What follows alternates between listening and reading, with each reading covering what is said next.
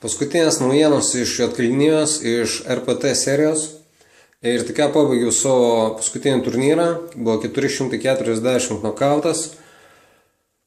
Startavo apie 90 žmonių, baigiau 30 vietoj po flipo, 9 prieš karalių 10, kur žmogus aupinino, aš tribetšipinau, susistumėm ir nepaėjo man. Ir, žodžiu, po šitos serijos turiu gana tokį solidų laimėjimą.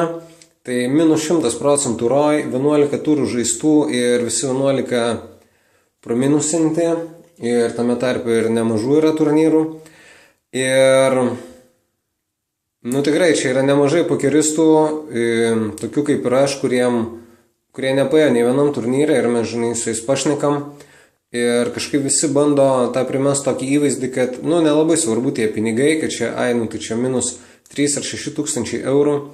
Tai nieko, bet iš tikro, manau, kad visiems tai yra gana didelės pinigų sumos ir, kad bet kokiam žaidėjui pralošti 6 tūkstančius eurų, tai, vis tiek nėra labai smagu. Tai taip pat ir aš jaučiuosi, tarsi praminusinta 6 tūkstančiai eurų iš viso, daugiau su visom skrydžiais, pakuotam ir taip toliau, gal net virš 7. Tai savaime aišku, kad nuotaikos biškai slogios, bet visumoje jaučiuosi gerai, esu patenkintas tiek savo žaidimu, tiek oponentais, tiek turnyrais ir visa serija. Ir sekanti serija bus už mėnesio Kipre ir galvoju, kaip čia susiorganizuoti, kad į ją sudalyvaut, nes vis tiek šitas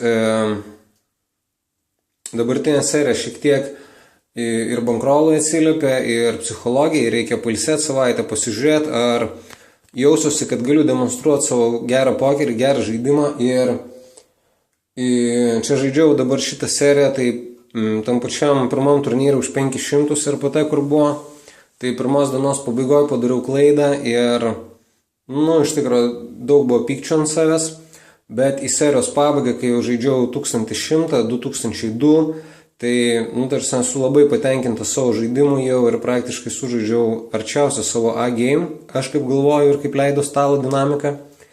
Tai, tarsi nepridariau jokių tokių mūvų, kur pats nesuprasčiau. Ir, tai, žodžiu, esu patenkintas savo gerėjančiai žaidimo rezultatais, liko sulaukti tik kada tai realizuosis į pinigus. Tai išvažiuoju iš Juodkalnijos gerom nuotaikom, nesvarbu, kad nepavyko nieko kešint.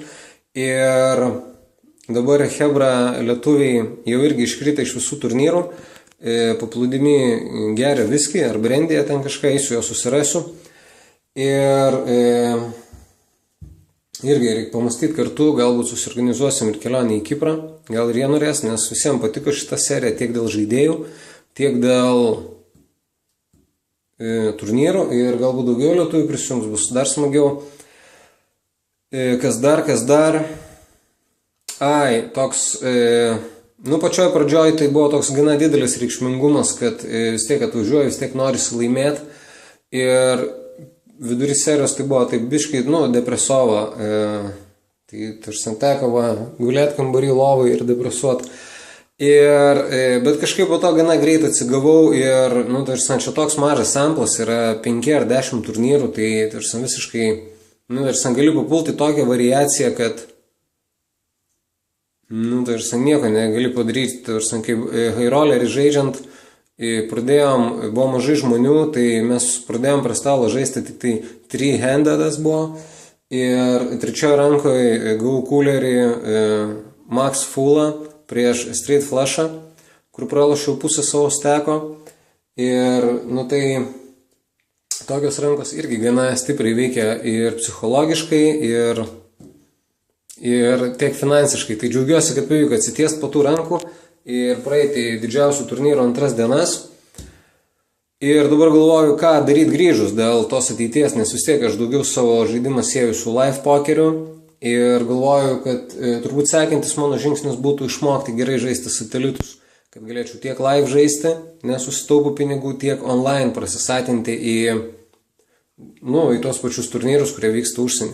Tai manau, kad šitą mėnesį, kai grįšiu, turėčiau paskirti online satelitų žaidimui, jų išmokimui ir kad galėčiau tiesiog pigiau keliauti. Tai Tokios naujienos, su jumis buvo Brilliant iš Juodkalnijos, rytoj skrydis mūsų ir susitiksim su visais jau Vilniuje. Iki.